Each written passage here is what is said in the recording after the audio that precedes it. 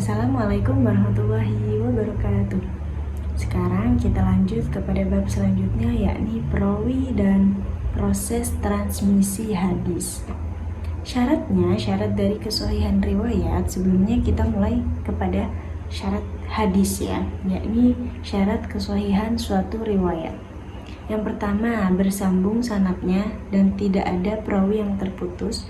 Lalu perawi yang adil, termasuk di dalamnya ini muslim, balil, jujur, tidak fasik, dan berakhlak yang baik. Lalu ada perawi dhabit, yakni kuat hafalan atau akurat dalam pencatatan, dan tidak syadz, yaitu tidak bertentangan dengan riwayat yang lebih kuat dan tidak memiliki ilat atau cacat yang tersembunyi di dalamnya. Lanjut pada proses transmisi hadis.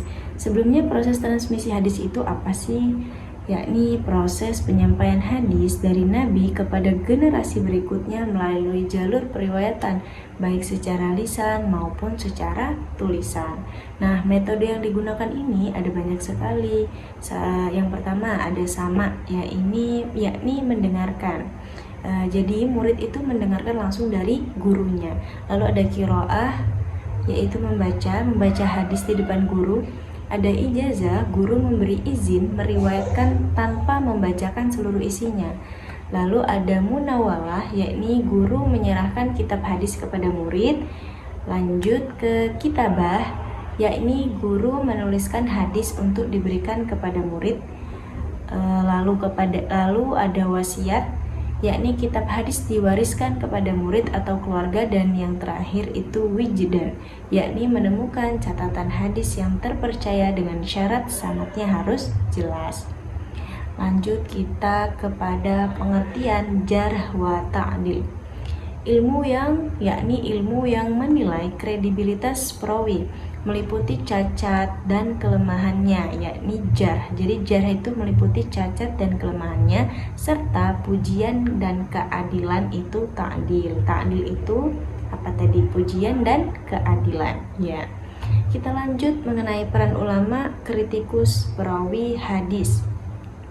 Yang pertama ada memverifikasi kejujuran, hafalan, dan integritas perawi. Yang kedua menentukan apakah perawi dapat diterima atau ditolak. Lalu yang ketiga mengklasifikasikan hadis menjadi sahih, hasan, dhaif, atau maudhu.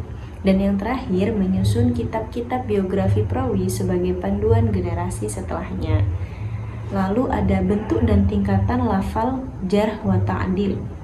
Yang pertama dari bentuk jarh, yakni celaan, tuduhan dusta atau kadhib, dan wadda' al-hadith. Lalu ada buruk hafalan, majhul, fasik, dan rusak akhlaknya. Kalau dari bentuk takdil atau pujiannya ada siqah sabit, soduk, la ba'sa bihi, dan sholih al-hadith.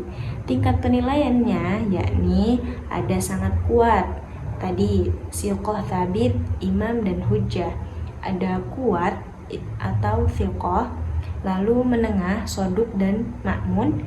Dan lemah, ada lemah, layin atau dhaif, dan sangat lemah atau ditolak, yakni apa? Matruk, kadhib, wadda'a al-hadith.